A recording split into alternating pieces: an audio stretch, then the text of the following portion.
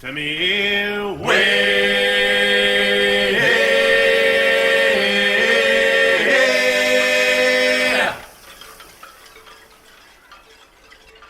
Hi, everybody, and welcome to episode 3 of the Shanty Show, a show about shanties.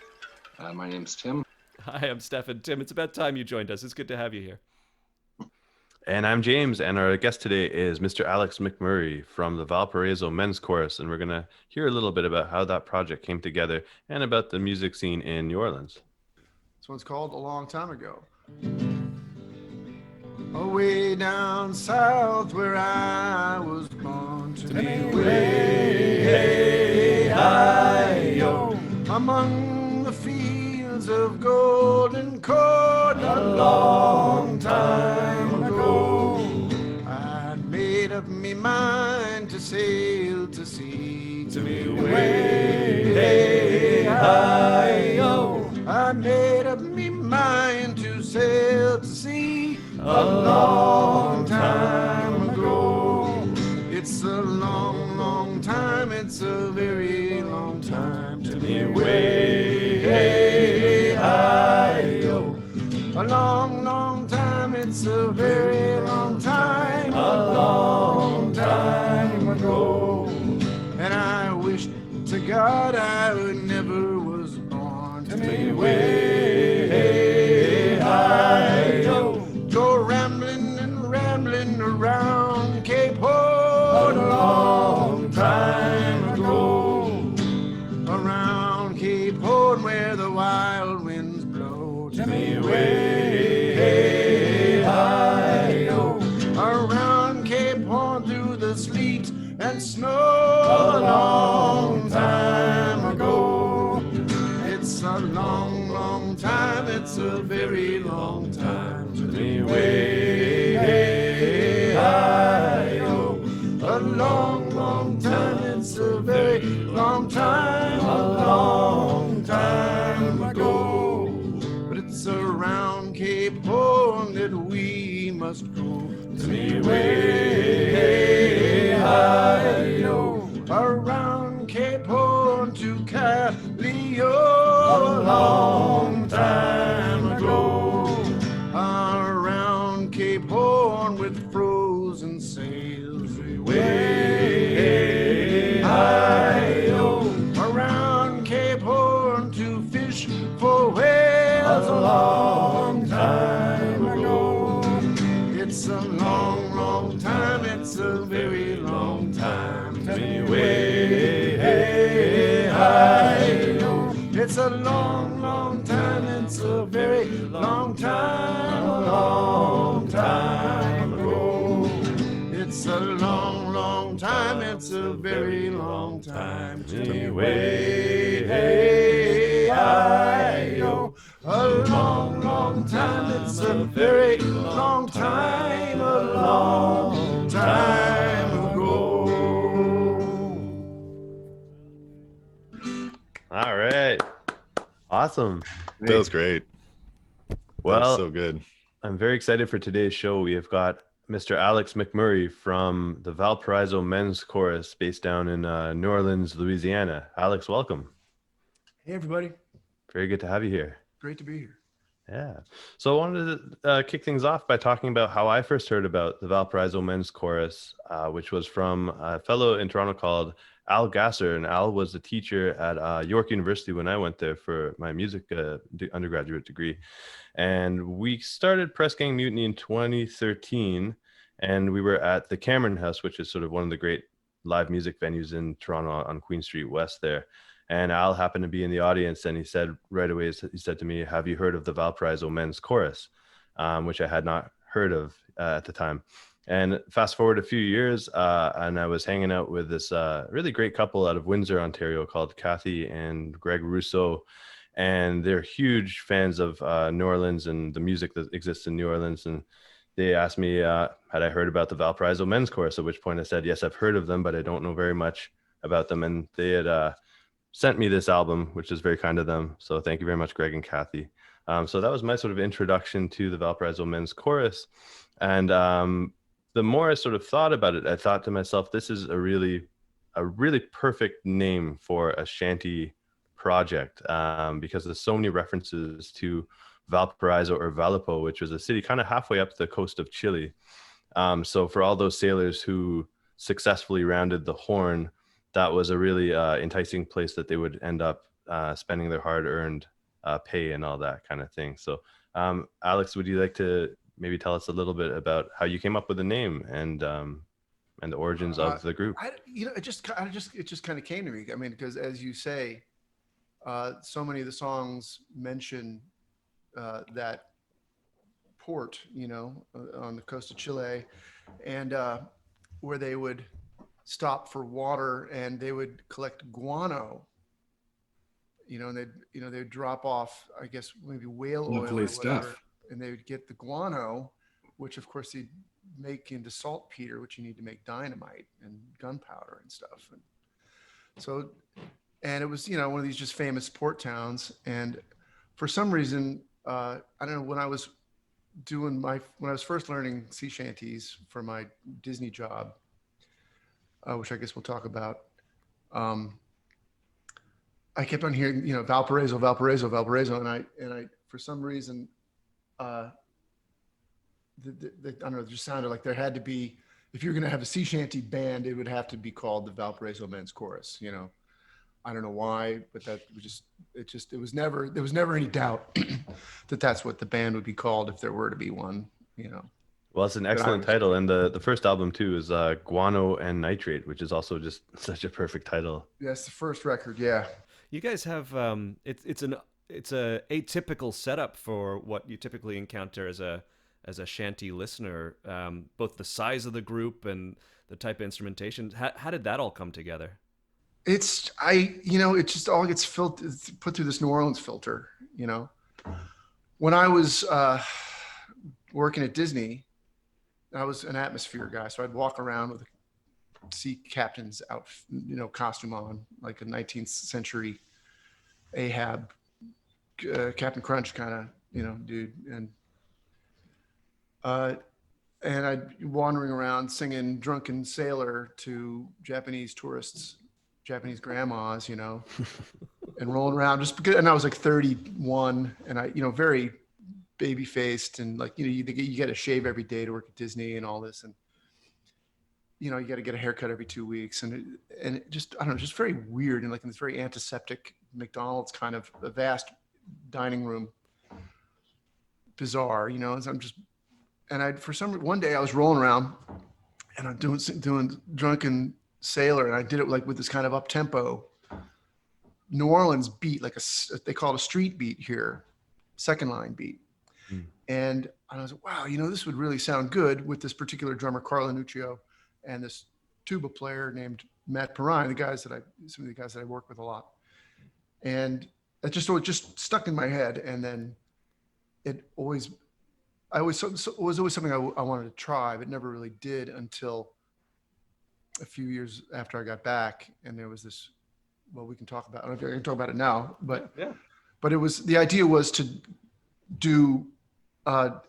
take these songs and do them with a New Orleans instrumentation versus usually it's, fiddles and, a squeeze box. And, but instead of that, we would have drums and a tuba or sousaphone more specifically, and a trombone, and percussion instruments, and do it like, in New Orleans, we have these second line parades that go down the street, and it's like, usually like there's the funeral and the family.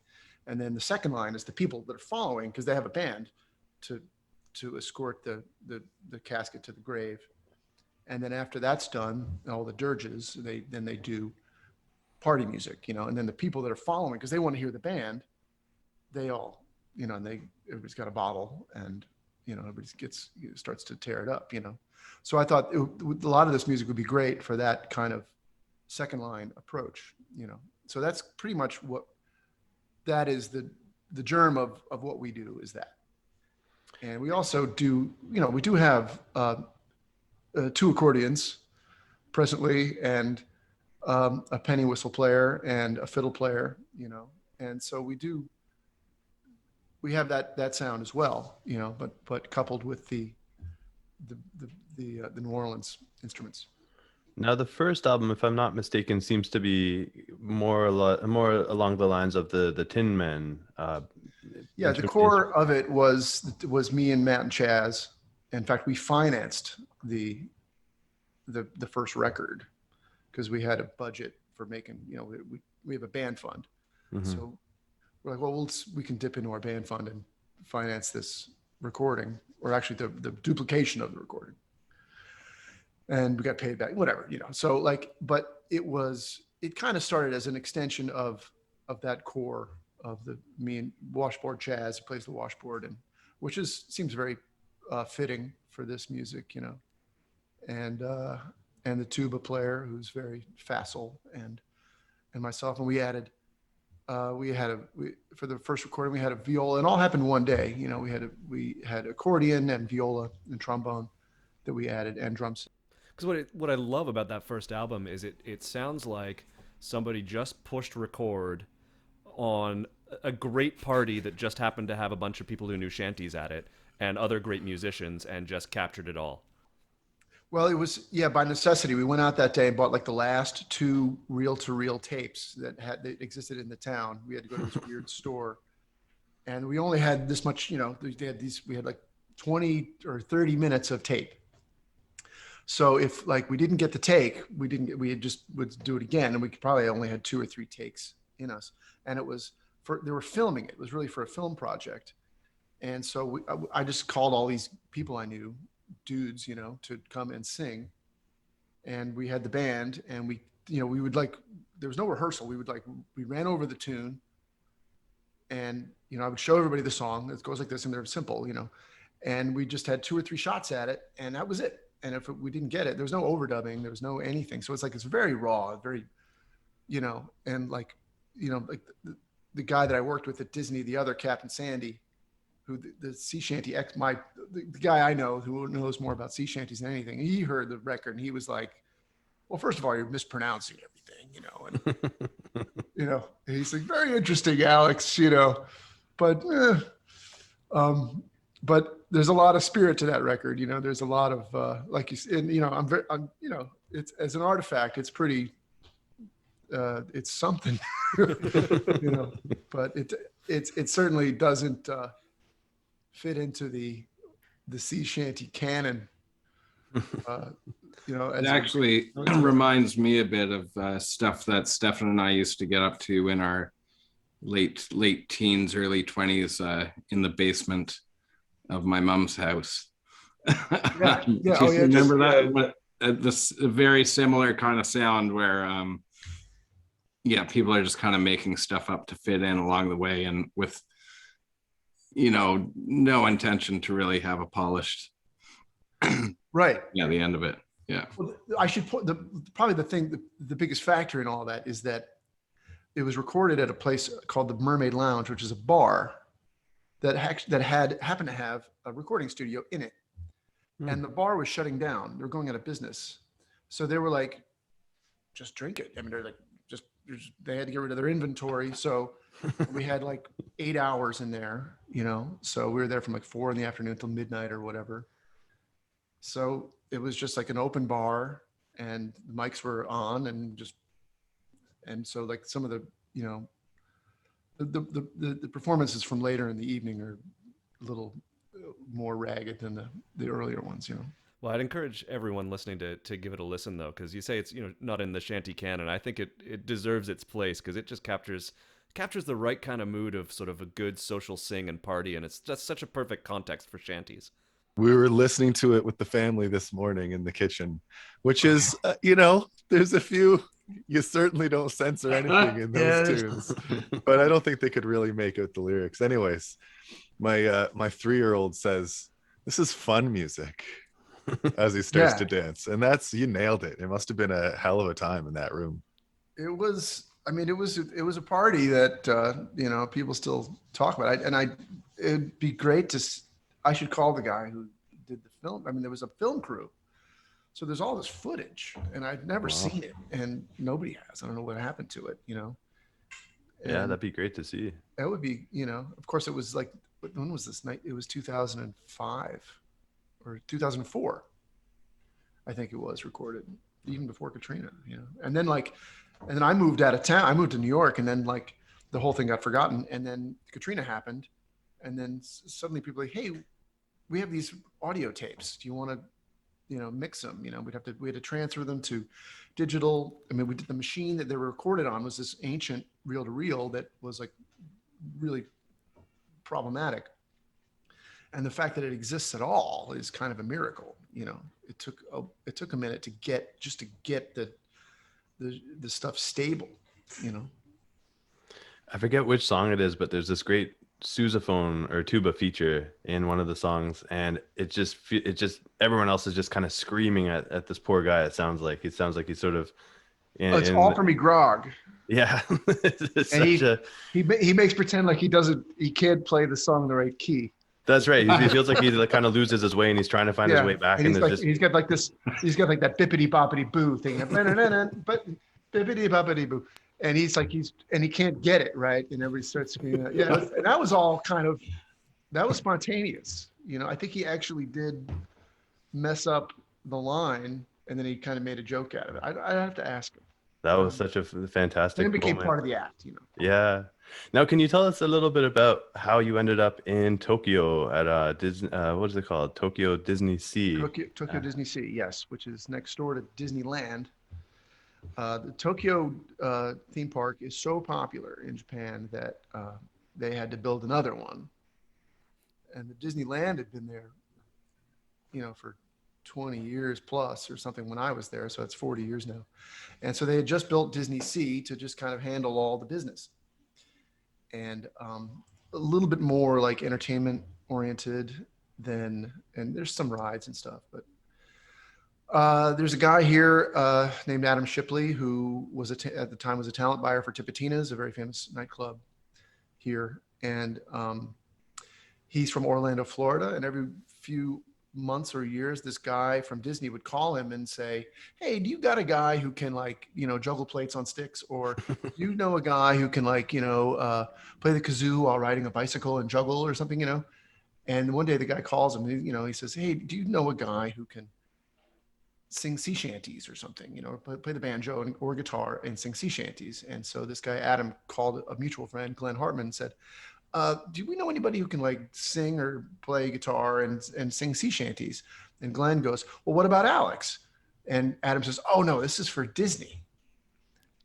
Like I would never be able to, you know, I don't know. You guys don't know me from shit, but I was not deemed appropriate. I was not deemed Disney ready. And in fact, they had like this betting pool here in town that how many weeks I would last on a 6-month contract, you know. But so I did an audition and I didn't get the job. And then 6 months later, and I haven't gone on with my life, I just forgot all about this.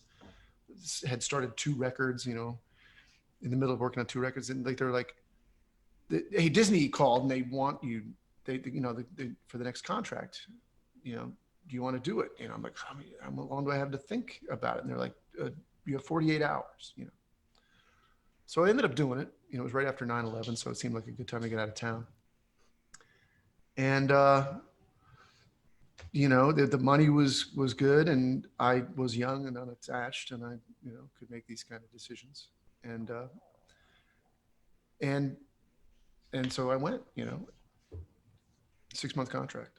Very cool. And then, if I understand correctly, the film footage that you're talking about sort of came out of that. Yeah, there was a friend of mine who's a filmmaker. He wanted to do like a Les Blank kind of movie, like a short film, just on my Disney experience. Of course, there was no footage of me in Japan that we could never find. So I don't know, that project just kind of died. But they did some interviews with me and that recording session at the Mermaid Lounge. Amazing.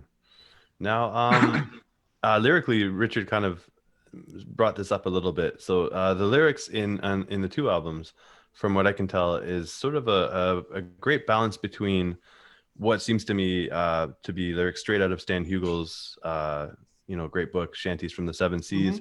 And then you've got some other lyrics that I'm thinking are made up by yourself, and some of them are I feel that they're perfectly kind of the right level of crudeness of what you would have had in sea shanties, with a very funny twist to them.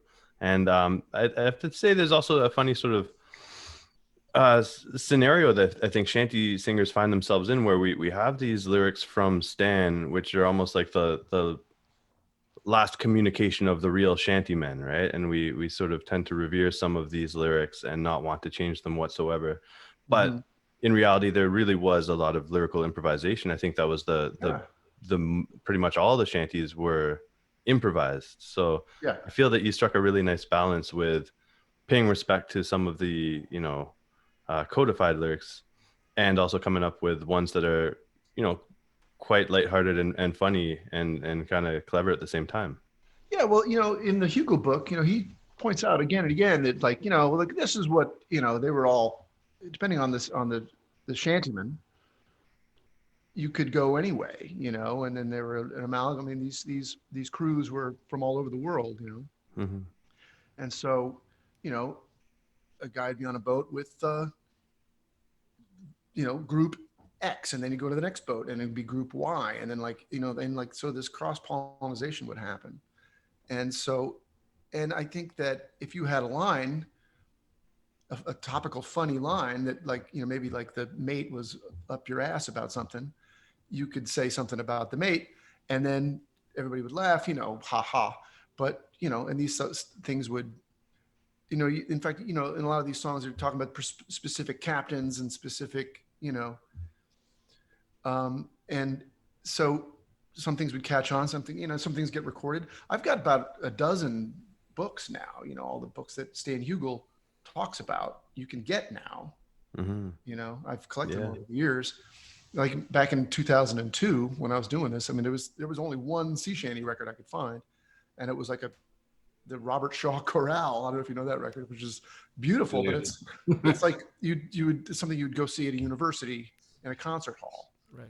Like a 4-part, men's chorale, like, it must be like 20, 30 people singing.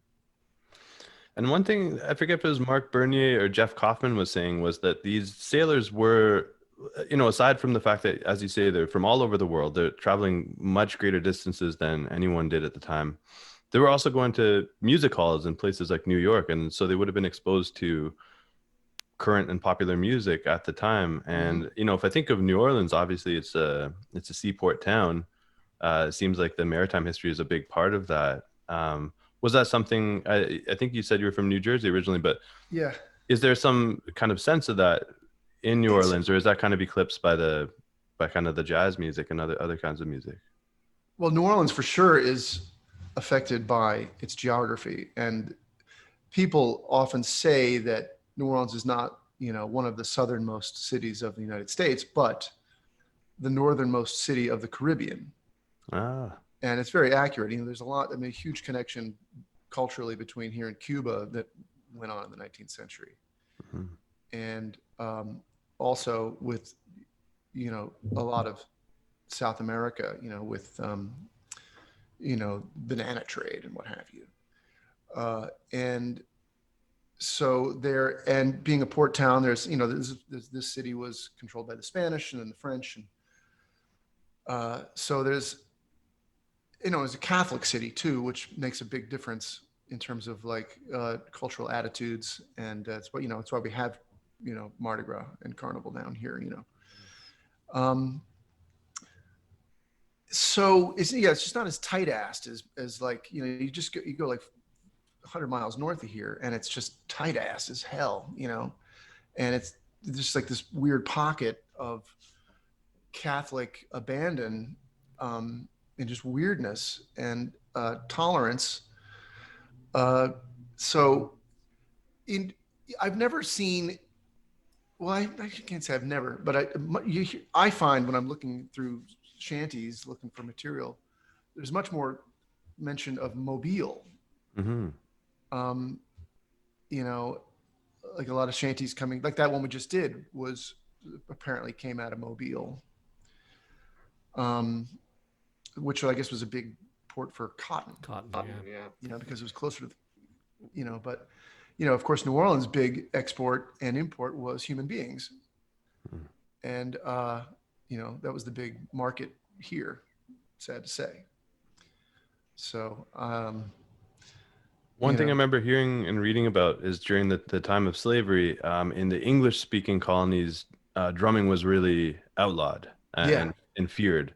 In terms of, it could incite insurrection and that kind of thing. Mm-hmm. Whereas in the Spanish and French and Portuguese colonies, the practice of African drumming was allowed to continue. Yeah, So that's that's right. something I would think would have influenced New Orleans a lot more than anywhere else in the United States at the time. Really, it was allowed at a place called Congo Square, which is still a place. It's it's called Congo Square, and it's the same place.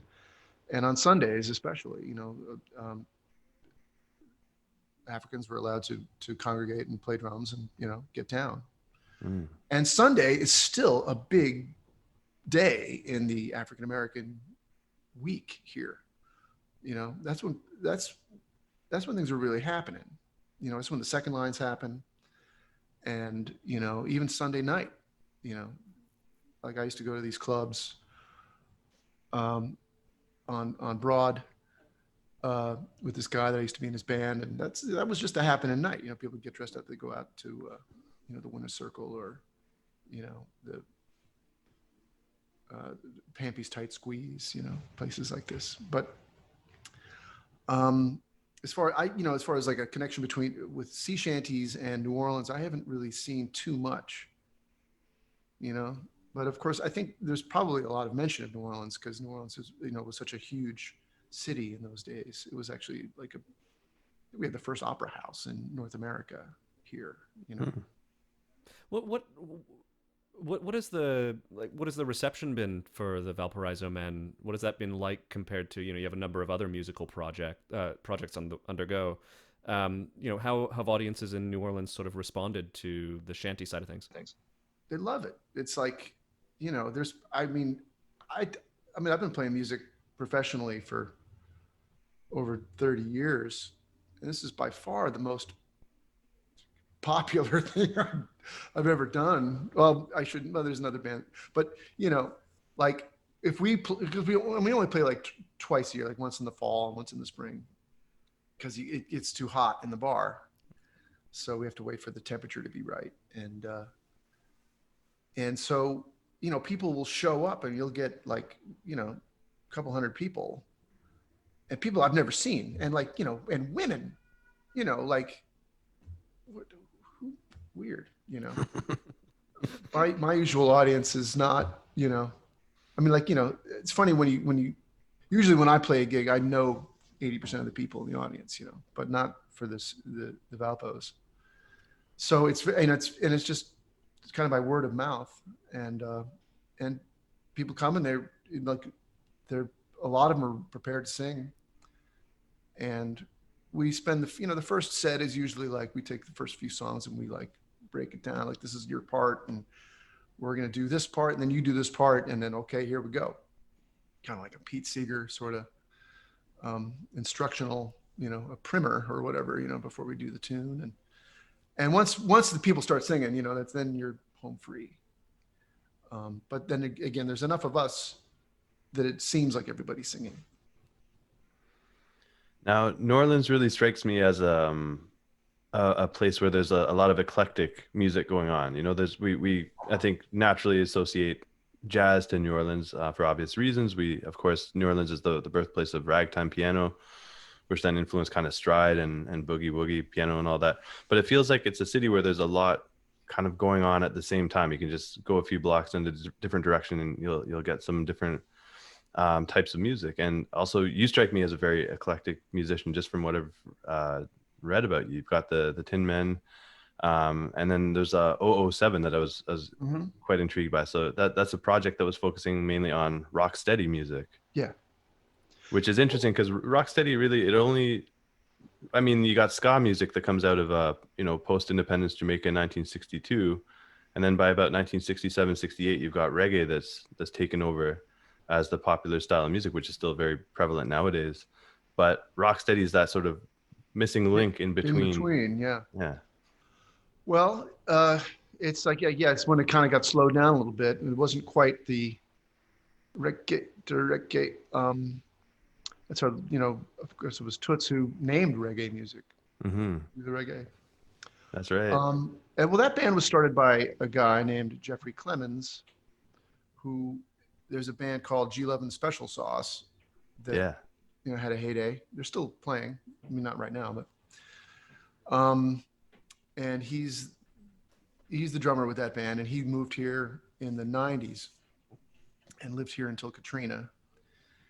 And now he lives in Nashville, but we were friends, and he got into this rock steady music. He just started buying Jamaican music, and he just sort of zeroed in on Desmond Decker and Toots and that kind of stuff in that era. So he started buying records from that era of like around 65, 66, 67.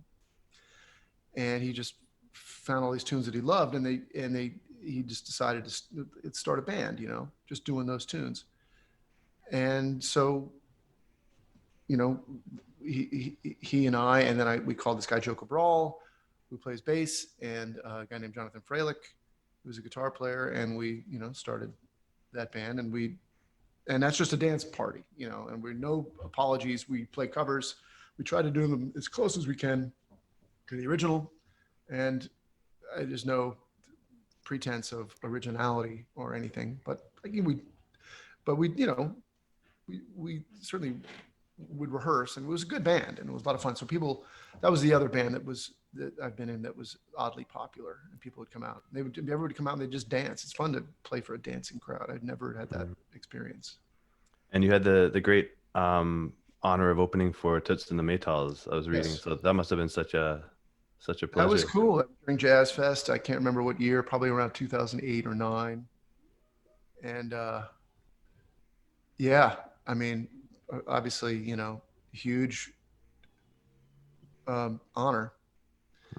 And but I couldn't stick around for the gig because I was running Jazz Fest that day. Okay. I had to get back to like swab out the toilets and go through the trash and pick out the recycling and do glamorous things like that.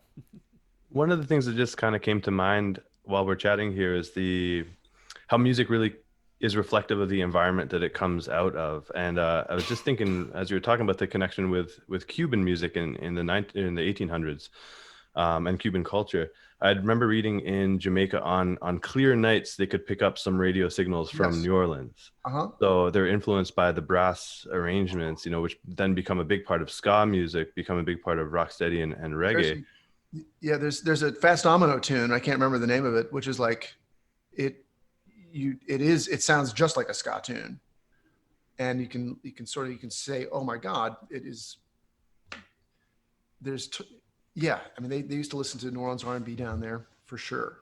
Well, another thing I think we could talk about is your appearance on the show Treme. So for people who may not know Treme, you should definitely check it out. It's a great show that takes place after Hurricane Katrina in New Orleans, and what I like about the show, it really focuses a lot on the music culture and what it would have been like. So I can't imagine what it would have been like if your house sort of is affected by the hurricane and whatnot. Were you living in New Orleans during the time of Katrina? No, I had moved to New York about in 2004, so a little less than a year before the storm. Of course, all my stuff was here, and it was in this house where I'm sitting. And in those days, I was a renter. Now I own the house, bought it from our friend. It's kind of a long story, but we're really close to the river levee. So that's the highest ground in town. Or I mean, like not the French Quarter's the highest ground. But there was no problem here, but 5 blocks that way, that's when it started getting deep, Mm-hmm. So, it's a bowl. And in the middle of the bowl, that's of course like the most recent settlement is in the middle of the bowl. And that's where all the water was. Yeah, I've taken a look at some of the photos, and it's just crazy to look at. Yeah. I mean, like people like Chaz's house, which is just a few blocks away. He's just about 4 blocks closer to the lake, and they took a couple inches of water, but that's enough. You got to tear out all your drywall and get the whole place. That's it. Yeah, I really love the scene your first appearance in Treme where you're kind of just walking in the neighborhood and you happen to hear DJ Davis and the Brassy Knoll rehearsing, and you kind of stop in and say, oh, hey, I was just in the neighborhood, and you pull out the guitar and they're all like, oh, hey, Alex, so can you tell us a little bit how did that sort of come about? Well, I mean, I guess they'd been, this was this second season, I can't remember. They'd been, working on it for a while, and I was just like, hey man, where's my shot? Because I knew people in the cast. I knew people that were, I knew, and I'd met David Simon, and it's a small town. So, and of course, I've good-naturedly given everybody a lot of crap about it, like when, and they're like, oh, don't worry, we're gonna work you out.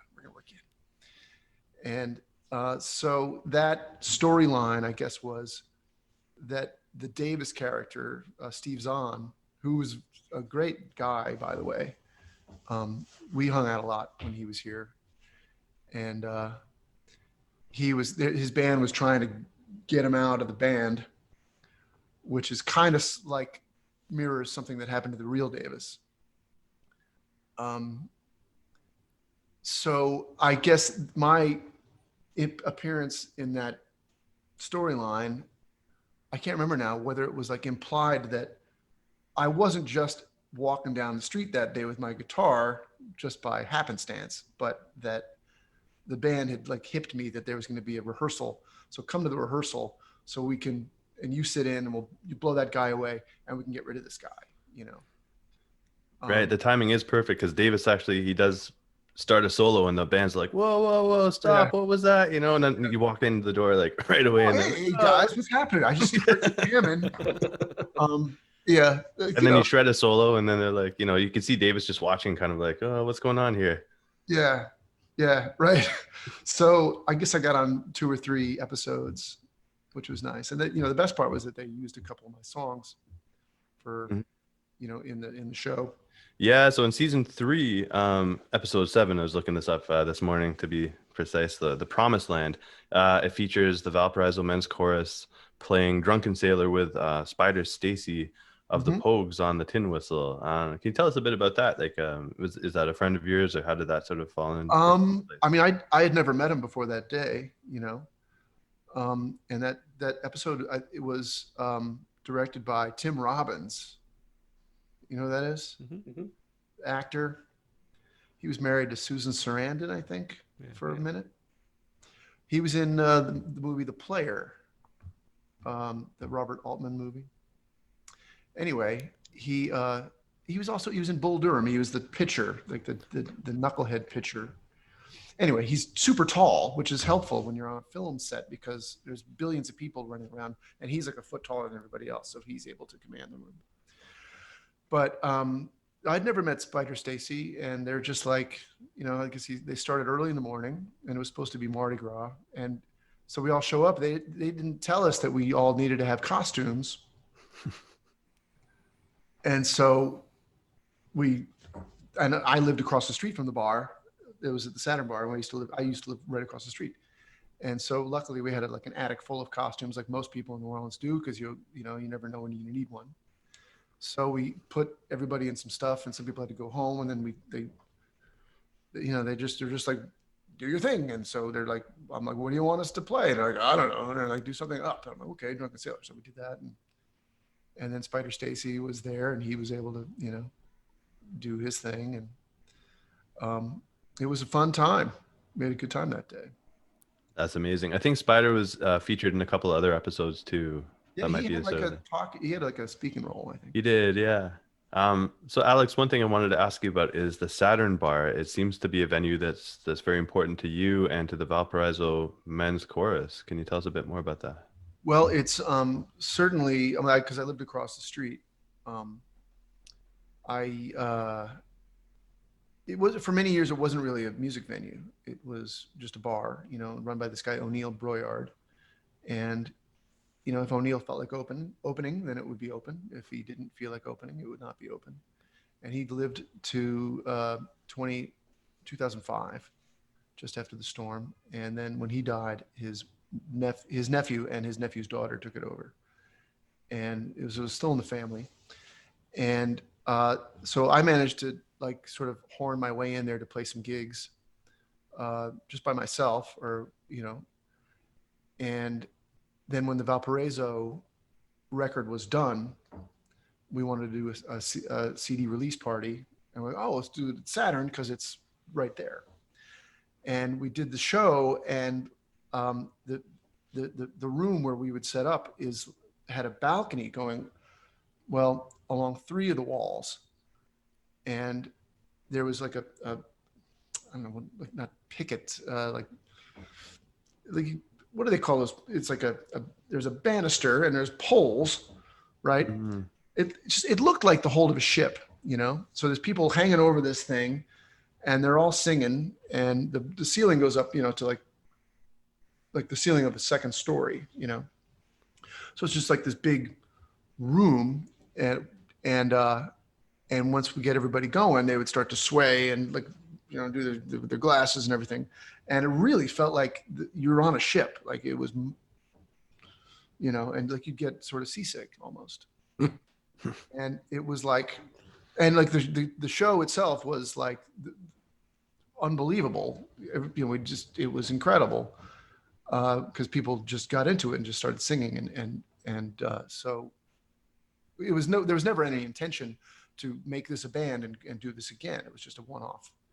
But after that night, we were like, oh, we got to do this again, So we did every, like 2-3 times a year we would perform, and that would be our home base at the Saturn Bar.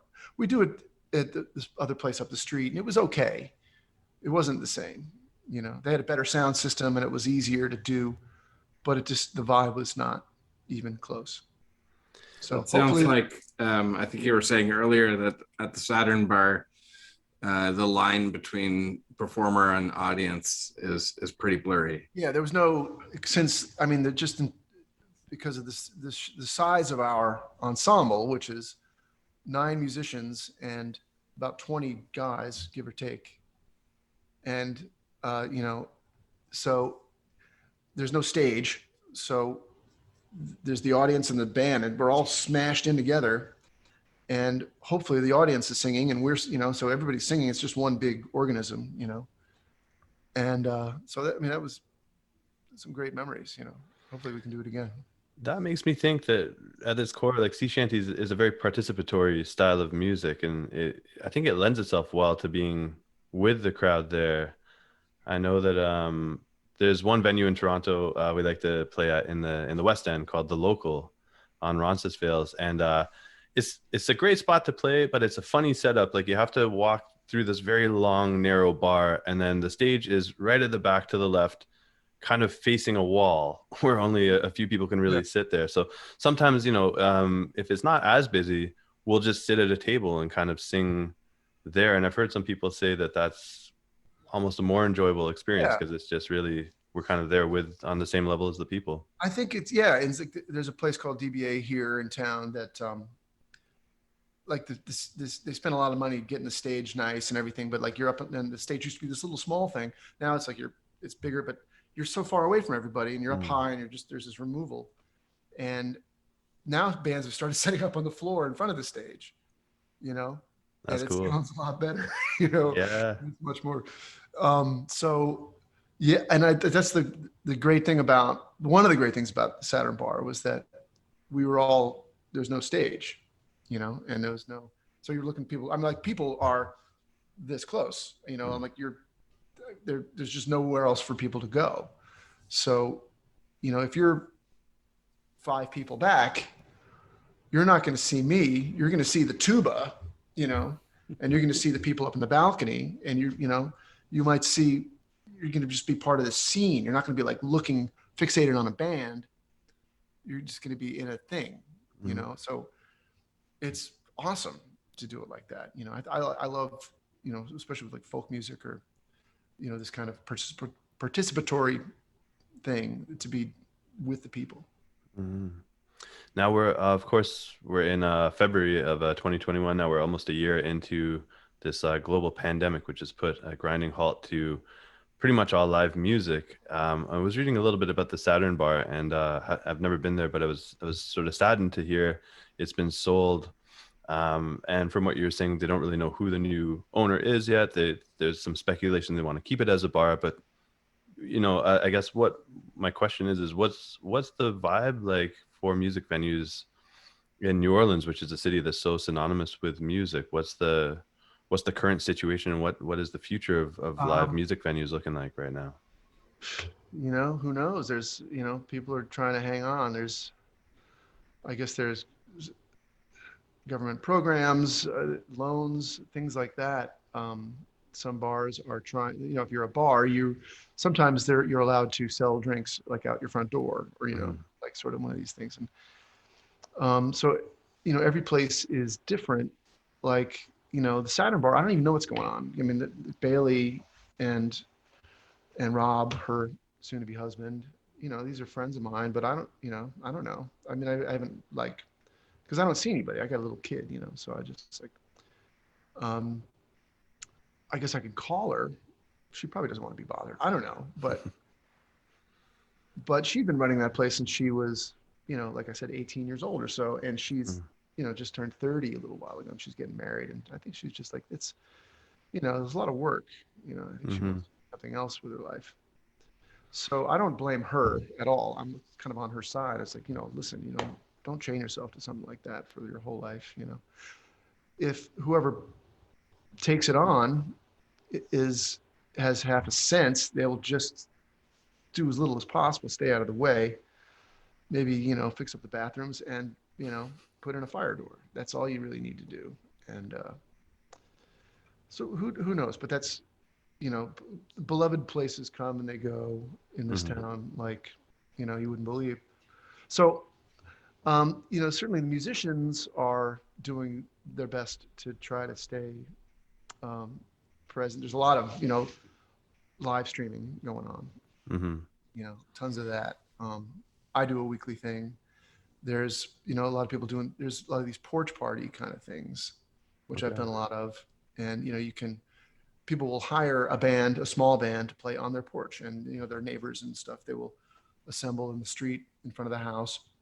And that's a lot of fun, There is a place, this brewery that just opened up. Well, it used to be Dixie Beer, now it's Faubourg Beer, and they have a vast space and they do outdoor shows. And so I play there sometimes, and there's bands every weekend. And this place called Scyther Seafood I played at, and there's like just these little kind of places are springing up to kind of take up the slack, but I certainly don't know what like your average drummer or, trombone player is doing. I guess there's playing in the street, but there's not a lot of foot traffic. I was going to ask about that. I'm glad to hear that there are still some opportunities for musicians to play live. But one thing I noticed a lot of in New Orleans, particularly in places like the French Quarter, is this vibrant busking culture. And I think one of the outcomes of the pandemic is we're sort of shifting towards being kind of a cashless society, at least for the time being, where, people are avoiding carrying change in their pocket or even dollar bills. Is this something, do you think, will have a lasting and potentially detrimental impact? Everybody's got Venmo and PayPal now, so if otherwise you're crazy. You have, because you're right, there's no cash. Okay. Another thought I had is, Hurricane Katrina was 2005. So, only 16 years ago. And the impact that must have had on musicians and for everyone in New Orleans, just rebuilding the city and rebuilding certain neighborhoods and whatnot. And now we've got the pandemic as well. It just seems like, 16 years is not really that long for two major events like that to happen to a music scene. I'm just kind of curious what the vibe is like right now. I think Katrina was an easier hurdle than this, because you, at least after Katrina, you could assemble with people. Yeah. You could have that humanity, This thing is just so,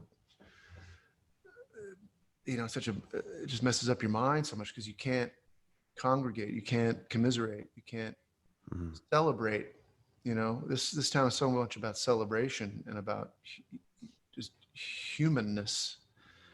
And when you can't get near people, it just throws the whole thing out of whack, So like, you know, after Katrina, like people got scattered to the, you know, to the winds, but you know, people eventually made their way back if they could. Some people were just like, you know, they landed in Houston. They're like, yeah, this is much better than my situation in New Orleans or whatever.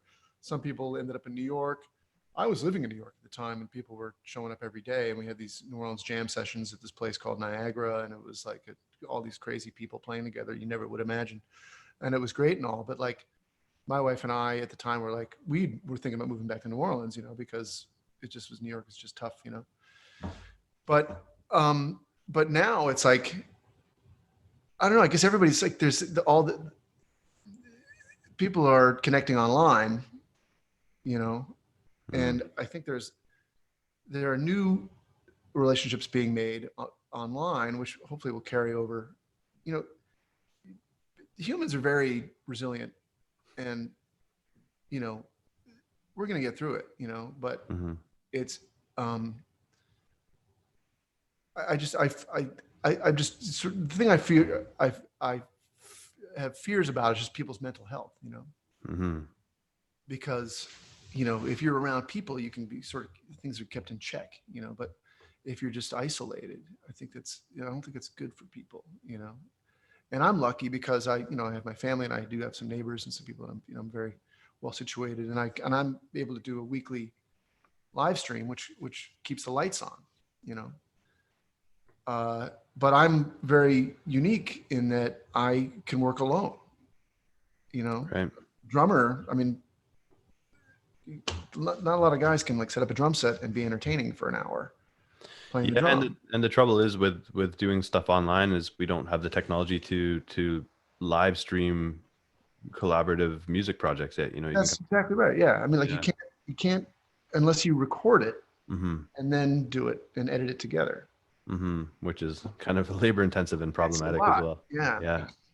Now, it's currently February 13th, and I can't help but notice that this upcoming Tuesday is Mardi Gras. I was kind of curious. Sorry if this is a sore spot, but what how different is this going to be this year? What's it going to look It's like? totally different, and it's not a sore spot with me because, you know, frankly, the costume anxiety is not something I enjoy, you know. My wife is really good at costumes, and she usually, it's like, then the burden sort of falls on her. And then, because you got to have, you know, you can't just go out, walk around as a regular civilian. You couldn't, you can't do that. So to not have that on us this year is kind of nice. Plus we have, you know, a 6-year-old, soon to be 7-year-old, and he's kind of a pain in the neck. Doesn't, you know, walking around all day in the sometimes cold weather with, you know, adults drinking is probably not his favorite thing, you know. But in, you know, even after Katrina, when they had that first Mardi Gras, we had just moved back in February of 2006. And it was just like tears streaming down your face, you know, at the first sign of beads and stuff, just because of this, just that sign of rebirth, you know, that like seeing the first buds on the trees. Not to have that this year, you know. I'm calling it mental gras. You know, people are decorating their houses, their porches, like Mardi Gras floats. Okay, cool. Parade floats, you know, and I don't know. It's people are just, they got to have something to do. People need to get their glue gun out. They're just like freaking out. They got to get crafty. And so, and people are going to dance in the streets. You can't stop that, you know, but I guess the cops are trying to keep people from assembling. And I'm personally all for it, you know, because of the pandemic and all that, you know. But it's hard to keep people it's hard to get people to behave, you know, which is, you know, for good or ill. Well, yeah, especially about, you know, 11 months into this thing, I can imagine so many people would be just chomping at the bit to. Yeah. I mean, all the official stuff, all the parades are canceled. Yeah. Bars, they just came out last week. The mayor's like, all bars will be closed. No to-go sales, nothing. You cannot be on Bourbon Street. You cannot be on Frenchman Street. You cannot congregate underneath the overpass where the Indians hang out. You cannot, I mean, none of this. There's barricades. There's going to be cops. They're going to with nightsticks and gonna be like, get the hell out, you know? Mm. So, I mean, but there's gonna be, you know, people can be creeping around in costumes. I guarantee it, you know? Yeah, I bet. One of the things I really enjoyed in Treme, and you kind of alluded to it a bit there, for those who may not have understood the reference, but the Mardi Gras Indians, which is, from what I gather, it's really an African American tradition that pays homage to the First Nations people of the Americas, who, you know, again, in the times of slavery, really took them in. I know there was some you know, cultures such as the Seminole people, who at the time that they were sort of incorporated, or incorporated is maybe a polite word for it, but assimilated into American culture, they were really genetically very mixed with the First Nations and with people of African descent. And you get these really extravagant costumes every year. And it seems like there's a call and answer singing form as well that's associated with that. Oh yeah, it's a very musical thing, and like it's call and response, and a lot, you know, a group of gentlemen playing tambourines and cowbells and bottles with sticks, and you know, one guy, the chief, would sing a line, and everybody sings a line. It's just like a sea shanty, except much funkier. Yeah. Well, it seems that a lot of the origins of the call and answer form of sea shanties does go back to West Africa. So I'm sure there's a link there as well. I'll bet. Yeah. And like a lot of these shanties are African in origin. Mm-hmm.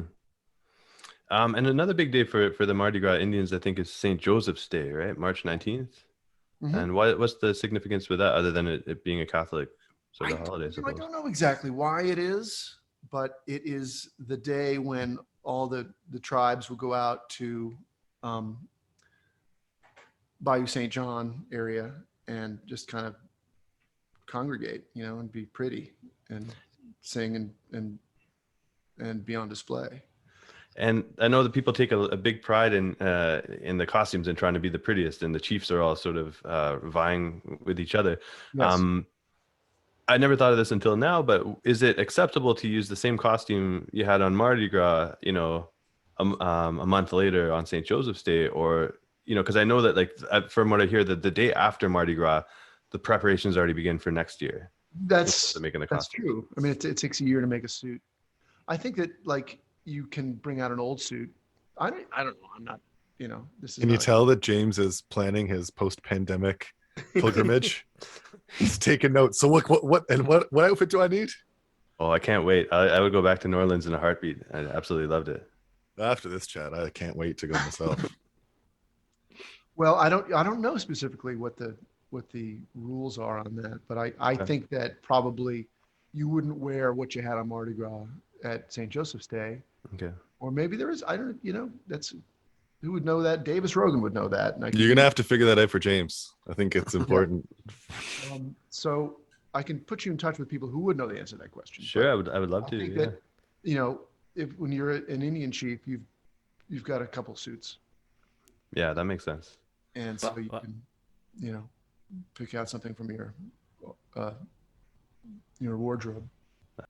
Alex, in terms of when New Orleans was rebuilding after Katrina, I noticed that in 2006 you began something known as Chaz Fest. Can you tell us a little bit about Chaz Fest? Yeah, Chaz Fest was, I guess, in reaction to, in 2006, right after the storm, there was some talk about there being no Jazz Fest,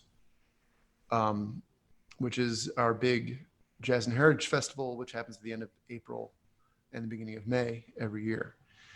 And I guess it's a long time ago now. What happened is they reduced the number of days of the festival. And so there was less people, you know, local people's bands, or, you know, there were less slots to play. So less, you know, people were not playing at the fairgrounds in greater numbers than usual. And specifically, like, a couple bands that I'm in, or I was in at the time, and like friends of mine, I get to know a lot of musicians. And so it was like, hey, wait, my band didn't, you didn't get in, nobody got in. So because every year people are like, well, screw it, let's just go, we'll rent the place across from Jazz Fest and we'll just play outside of there, you know. So we'd always joke about that. And so this year was like, well, why don't we just do it? We'll just, like, at the time we lived in this place called the Truck Farm, which was a big property, like almost like I don't want to say commune, but it was like, several houses that shared a big green space. And we had a perfect spot to do something, like just have a party. And we knew, we could instantly get 10 bands. And so we found a stage, we put it up, we got a sound system, and we charged $20 at the door, and we had a party, And again, we had no thought of doing it again, but the people had a good time. It's like, and next year it was like, people just started bugging us, will you do Jazz Fest again? And I was like, oh, okay. It was kind of a pain in the ass, but so we just started doing it every year and became kind of an institution. And it was the Wednesday between the Jazz Fest. It was the Thursday between the Jazz Fest weekends. That was originally and then we moved it to Wednesday when Thursday became a day at the actual Jazz Fest again. So it was on a day that wasn't Jazz Fest, and it was also the bands. We only took bands that were not playing at the Jazz and Heritage Festival. So Gotcha. those are our two main criteria. And Cool. if you lived at the property, your band got to play. Gotcha. You So that ran from 2006 to 2017. Is that right? 2017. Yeah. Okay. Is there any idea of post-pandemic Jazz Fest ever making an appearance at all? I don't think so. Okay. Because the property was sold to these, I don't know, people I don't know. And, the real star of the show was the property. It was a beautiful spot, so I couldn't see doing it somewhere else. It just wouldn't, I like it when things die a natural death, and this is why I sympathize with Bailey from the Saturn Bar. You can't just to keep doing something, just keep doing something. If we still had access to the property and could do it the way we liked to do it, then maybe, I don't know, or if we found a place that was similarly as wonderful. It's funny how we come back to the idea of the music being of the place. Yeah. Kind of full circle in the conversation. So that's interesting. Yeah. I mean, it's the setting is crucial for a lot of this. Well, Alex, it's been an absolute pleasure chatting with you. Thank you very much for making the time. And before we go, how can people find you, find out more about the Valparaiso Men's Chorus? Oh God, I think what is the Valparaiso Men's Chorus's website is something I don't know off the top of my head. People can Google it. I think it's okay. You can And shoot we'll it put it in to the us. show We'll notes as throw it well. up in the show notes. We'll get it up there so everyone can find this good I stuff. think it might be valparaisomenschorus.com. My website is alexmcmurray.com, and from that website you can find everything that I do, every band, and including Valparaiso. And Valparaiso has its own website, which has, of course, nothing new there. But when we do have a gig, it'll be posted there. And I think we're trying to get started on another record. Cool. Well, we'd love to hear all about that, and if that footage ever does appear, we'd be very interested in checking. Oh man, Yeah. I'll let you know. Yeah, For sure. Thank you so much. Would you mind leading us out of the show with another shanty? I would not mind at all. We'll do Holloway Joe, which I guess I found in the Hugo book, but there's also many versions. All right, so this one is okay. When I was a little boy, so my mother told me, Timmy, way Holloway, Joe, that if I didn't kiss the girls, my lips would grow all moldy. Way Holloway, Joe, way Holloway, the good ship now is rolling. Tell me, way Holloway, Joe. Oh, Louis was the king of France before the revolution. Way Holloway, Joe. And then he head cut off. It spoilt his constitution. Way Holloway will Holloway Joe. Way Holloway, the good ship now is rolling. Tell me, way Holloway will Holloway Joe. Oh, first I had a Yankee girl, but she was fat and lazy. Way Holloway will Holloway Joe. And then I had an Irish girl, she nearly drove me crazy. Way Holloway with Holloway Joe. Way Holloway, the good ship now is rolling. Tell me, way Holloway with Holloway Joe. Way Holloway, the good ship now is rolling. Tell me, way Holloway with Holloway Joe. Old Patrick was an Irishman, he come from decent people. Way Holloway with Holloway Joe. Built the church in Dublin town, and there he built the steeple. Way Holloway with Holloway Joe. Way Holloway, the good ship now is rolling. Tell me, way Holloway with Holloway Joe. Way Holloway, the good ship now is rolling. Tell me, way Holloway with Holloway Joe. Well, that was amazing.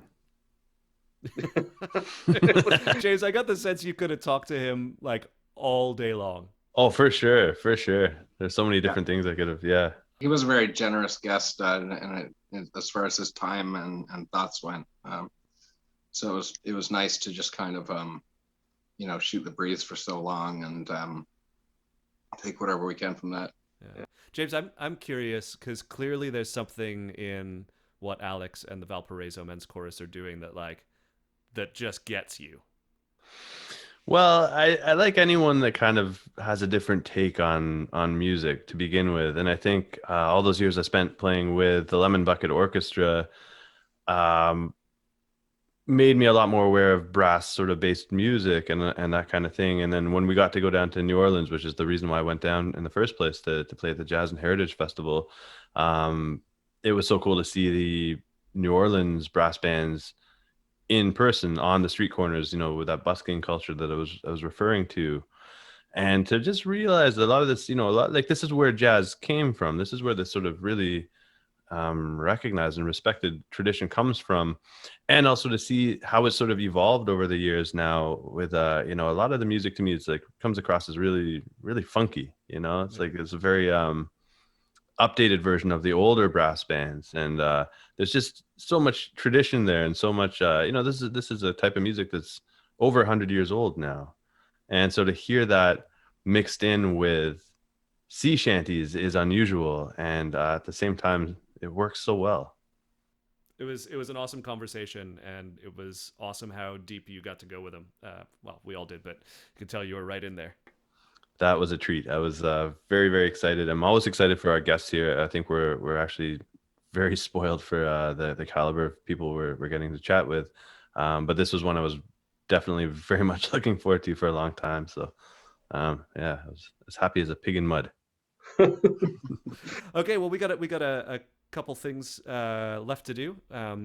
First up is let's take a look at today's tall ship. Today's tall ship recommendation comes to us from John in Florida. Take it away, John. Greetings, I'm John from the Generational Gap podcast, here to talk about my favorite sailing ship, the USS Niagara. Commonly called the U.S. Brig Niagara or the flagship Niagara, she is a wooden-hulled snow brig that served as the relief flagship for Oliver Hazard Perry in the Battle of Lake Erie during the War of 1812. Niagara is usually docked behind the Erie Maritime Museum in downtown Erie in the state of Pennsylvania. as an outdoor exhibit for the museum. She often travels the Great Lakes during the summer, serving as a training ship for sailing enthusiasts and soon-to-be professional sailors. Niagara was constructed from 1812 to 1813 to protect the vulnerable American coastline on Lake Erie from the British and played a pivotal role in the battle for the lake. If you want to find out more about how to become a crew member or simply learn more about the Niagara, visit their website at eriemaritimemuseum.org. Cool. Well, thanks so much for that. And if you want to find out anything more about today's tall ship, please check out the show notes. We'll put all of the information in there. James, why don't you tell us what we have coming up in the next couple episodes? All right. Well, coming up, we've got the Johnson girls, and we're also going to be talking with Dr. Gibb Schreffler, who is one of the preeminent scholarly authorities on shanties nowadays. So stay tuned. And if you like what we're doing here, please like and subscribe. You know, it's been great to hear all the comments. We're always looking for suggestions on what you'd like to see on the show. And so, yeah, like and subscribe to never miss an episode. Thanks so much for being here. And we will see you next time. Bye, everyone. Now we are ready to head for the horn. Way, roll and go. Our boots and our clothes, boys, are all in the pond. Tammy, rollicking, Randy, dandy, oh. Heave a Paula, heave away. Way, hey, roll and go. The anchor's on board and the cables all stored. Tammy, rollicking, Randy, dandy, oh. Soon we'll be warping her out through the locks. Way, hey, roll and go. Where the pretty young girls all come down in their flocks. Tammy, rollicking, Randy, dandy, oh. Heave a Paula, heave away. Way, hey, roll and go. The anchor's on board and the cables all stored. Tammy, rollicking, Randy, dandy, oh. Man the stout capstan and heave with a will. Way, hey, roll and go. 'Cause soon we'll be rolling her way down the hill. Tammy, rollicking, Randy, dandy, oh. Heave a Paula, heave away. Way, hey, roll and go. The anchor's on board and the cables all stored. Tammy, rollicking, Randy, dandy, oh. Heave away, bullies, ya perish rig bums. Way, hey, roll and go. Take your hands from your pockets and don't suck your thumbs. Tammy, rollicking, Randy, dandy, oh. Heave a Paula, heave away.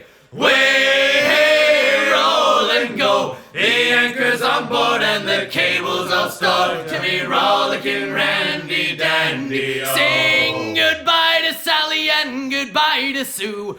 Way, hey, roll and go. 'Cause we are the boyos that can kick her through. Tammy, rollicking, Randy, dandy, oh. Heave a Paula, heave away.